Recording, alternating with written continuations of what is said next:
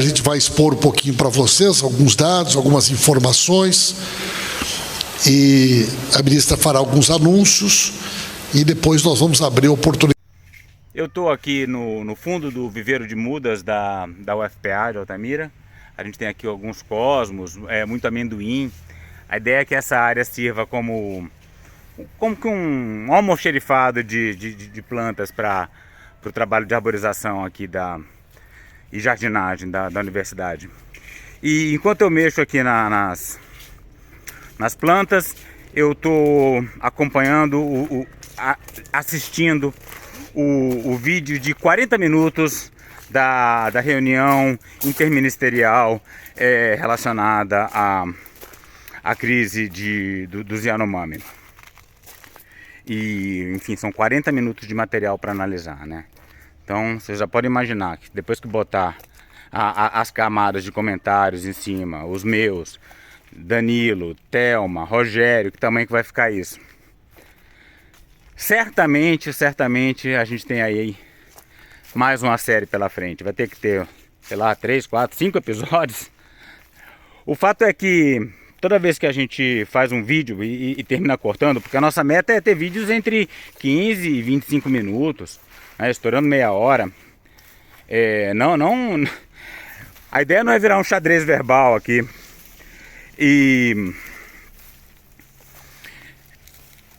então a gente começou a quebrar em parte 1, parte 2, parte 3, parte 4, e analisando a subida e queda da audiência, eu vi que nada mais desestimulante para um clique do que escrever parte 2 debaixo de um vídeo. Aquela pessoa que não viu a parte 1 nem vai. Então a gente vai usar nomes clickbait, o mais clickbait possível para chamar a atenção de vocês, mas o que a gente deve fazer aí por vários dias ao longo dos próximos vídeos, e aí agora a gente está botando o nosso objetivo é botar um vídeo por dia, né? Então todo dia eu já programo para, antes de dormir, eu programo para 5 da manhã, para pegar algumas pessoas pelo hábito, né? A pessoa acorda, toma um café e vamos ver o que está lá no ambiente de cidadania. Então esse é o espírito. E então nesse momento, nos próximos dias, vocês vão ver muita coisa da reunião interministerial para a questão dos Yanomami, mesmo que disfarçados sob títulos tipo clickbait. Para que vocês possam apresentar os questionamentos, as perguntas que vocês acharem importante de serem feitas. Ah, sim. Também abriremos oportunidades para vocês apresentarem os questionamentos que julgarem pertinente. Agora a gente tem uma seçãozinha quase fixa de cartas dos leitores. Ainda mais quando se trata de esses vídeos de sequência, dá para usar esse recurso muito bem, para todo mundo participar aqui dos nossos vídeos do canal. Bom, muito boa tarde a todos e todas. Sou Weber Itapeba, secretário de Saúde Indígena do Ministério da Saúde. Nós vamos iniciar aqui essa coletiva. Primeiro, agradecendo aqui a oportunidade. Então, antes de começar, alguns esclarecimentos fundamentais. O governo está falhando terrivelmente no combate ao garimpo na terra indígena Yanomami. Está falhando terrivelmente em parar o genocídio Yanomami. Tem uma única causa simples para isso: a falta de envolvimento do exército. Tá? Então é uma guerra, a gente tem um exército de garimpeiros, são dezenas de milhares de garimpeiros naquela região invadindo, e contra um exército armado. A gente precisa de um exército, literalmente de um exército. A gente precisa das forças armadas que não estão trabalhando como necessário, né? No combate ao garimpo. Essa é a base, é isso que está acontecendo. Então, todo mundo que estiver no governo ou está calado ou está passando pano para essa situação, porque não tem ninguém ali dentro botando o dedo na cara do exército, falando trabalhem, porque a coisa vem de cima, né? A gente fez um vídeo agora recentemente criticando o Flávio Dino, o Silvio Almeida. Teve alguém que falou, nós tem que criticar o Lula. Sim, claro, o Lula escolhe os ministros, né? Então o Lula não está em conflito, não está enfrentando os militares, então os ministros não enfrentam os militares, então os secretários não enfrentam os militares, e quem fugir desse padrão tá fora. É assim que funciona. Aí agora a gente vai ver o discurso do senhor Tapeba, secretário de Saúde indígena. E na maior parte do tempo ele está falando coisas que um secretário burocrático tem que falar. E eu marquei tudo isso que ele está falando, aquele blá blá blá, né? Aumentamos o número de médicos, fizemos tantas remoções, estamos trabalhando, tudo isso aí para marcar esse tipo de discurso. Eu botei a imagem de Caco o Sapo, aquele marionetezinho falando, né? Outra coisa que eu fiz foi acelerar o vídeo, porque às vezes fica muito chato, e o objetivo do burocrata é isso. Ele fala um mar de blá blá blá, para poder aquela gota do veneno, aquela parte realmente crítica, ficar diluída no meio do blá blá blá. E é isso que a gente quer desfazer aqui. E em alguns momentos o Caco desaparece, e aí eu acendo um sinal de alerta, uma sirenezinha, que é o momento crítico do discurso dele. São momentos relativamente pequenos no contexto. A maior parte do tempo é o Caco falando, né? Terminei acrescentando uma outra categoria, que é o pica-pau passando pano, né? Ali aquele meme do pica-pau passando pano no navio, na hora que ele está passando pano para a incompetência do governo no primeiro ano. Então temos 3 categorias. Caco falando, pica-pau passando pano para os momentos de passação, e finalmente a sirene para os momentos mais graves. Alguns momentos em que são críticos, e é esses que eu quero discutir no vídeo de hoje.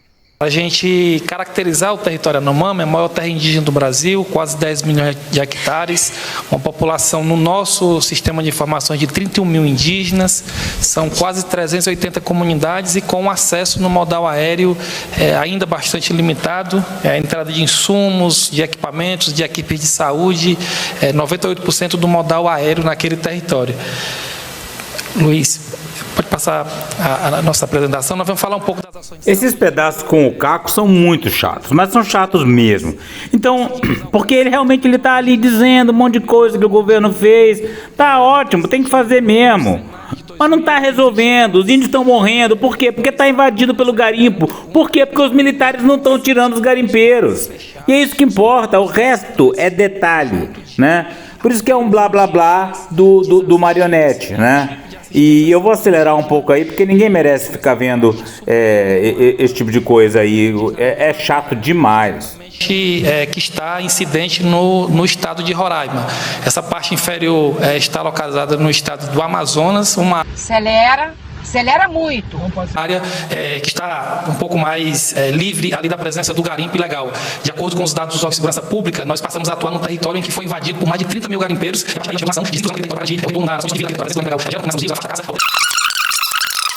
Lula foi incisivo em dizer que a ação deveria ser uma ação de Estado. Alerta pica-pau passando pano, né? Que história é essa? O Lula falou isso e já foi ridículo quando ele falou, tá? Que agora o combate ao garimpo é uma ação de Estado, e antes era do quê?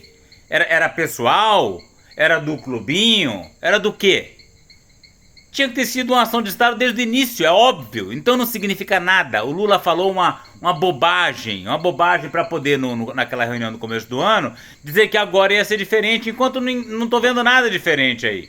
Então todo o governo federal esteve empenhado nessa emergência Yanomami, e os órgãos de segurança pública, as Forças Armadas, a nossa Força... Então as Forças Armadas estiveram empenhadas nessa questão?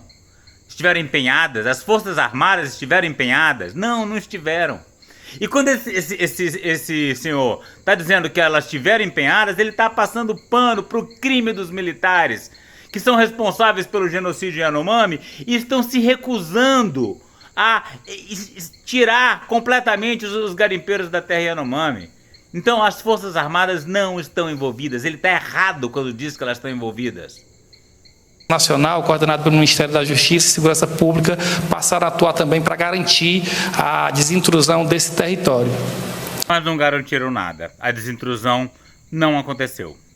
Dos 7 polos base que que tínhamos fechado no território, nesse cenário atual, nós temos um polo ainda fechado, são ainda comunidades que nós não conseguimos alcançar, né, alguns dos polos que foram reabertos, eles foram reabertos de forma parcial, tem algumas comunidades que nós não alcançamos ainda, e nesse polo, que é do Caianaú, nós não conseguimos ainda a entrada efetiva de equipes de saúde indígena, ainda pela presença do garimpo e pelo cenário de insegurança. Então esse é o ponto crítico do vídeo que eu faço questão que vocês vejam. Ele falou que existe um polo Caianaú, onde eles não conseguiram chegar com a saúde porque está dominado por garimpeiros.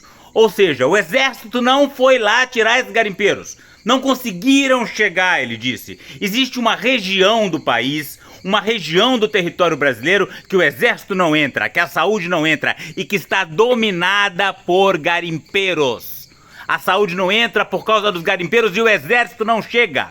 Vocês imaginam um negócio desse? Vocês imaginam se houvesse um espaço dos Estados Unidos, sei lá, da China, da Rússia, da França, de qualquer lugar, de qualquer país decente, um espaço, um território lá dentro em que o exército não consegue chegar, que o exército não consegue entrar, que o Estado não consegue entrar, porque a saúde indígena não consegue entrar no Caianaú.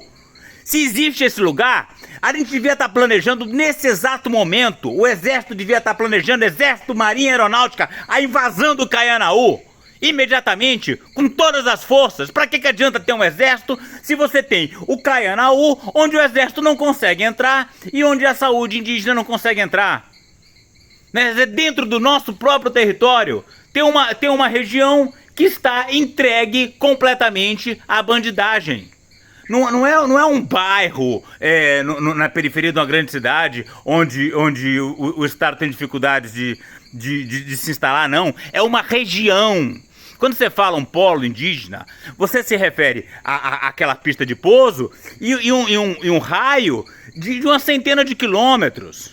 É uma coisa gigantesca, é um pedaço do Brasil que está além do poder de controle do Estado brasileiro. Esse é o escândalo que eu queria mostrar para vocês, declarado aí na palestra do secretário de Saúde Indígena, que diz que o Exército está colaborando, participando da desintrusão do povo da terra indígena Yanomami. Não é verdade. Tá aí o Caianaú ocupado por invasores, por garimpeiros, por bandidos, e o Estado não faz nada.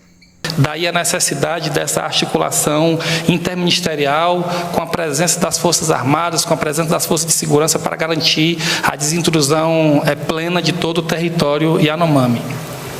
Bom, nós, a partir do diagnóstico que nós realizamos, né, na primeira semana ali do mês de janeiro do ano passado, nós passamos a identificar esse cenário de desassistência, o Ministério da Saúde,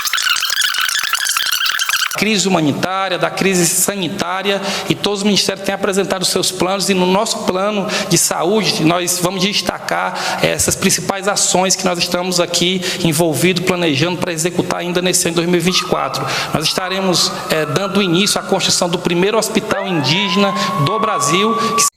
Isso é uma loucura, isso é outra loucura. O primeiro hospital indígena do Brasil vai ser em Boa Vista.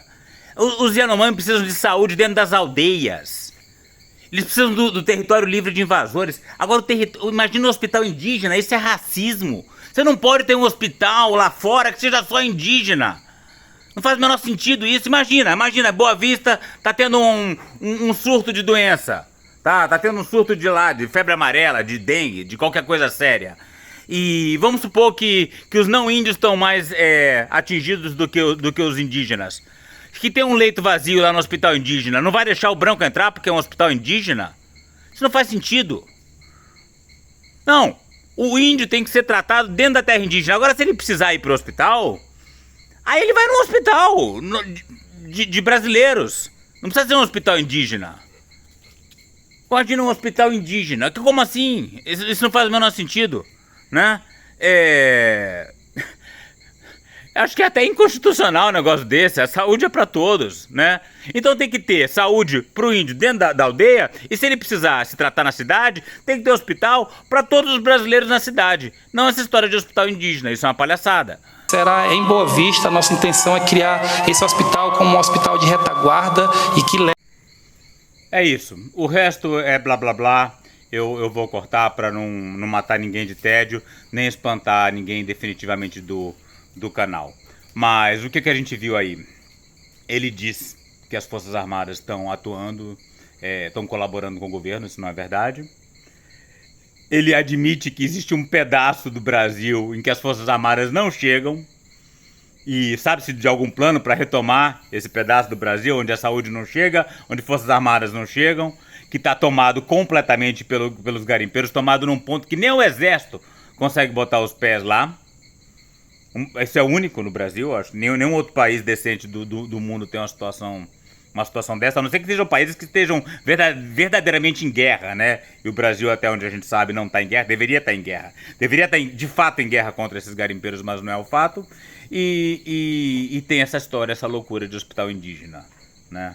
Que na hora que tiver um leito vazio lá e um branco do lado de fora morrendo por falta de hospital, evidentemente ele vai deixar de ser indígena, então não faz o menor sentido um hospital indígena no meio da capital do estado de Roraima. Era isso.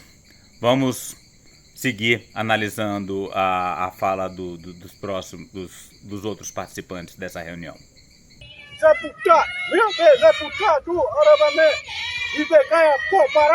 Para saber mais e participar dessa luta radical pelos povos indígenas, a floresta tropical e a biodiversidade de modo geral, inscreva-se no canal, deixe seu like e comentário.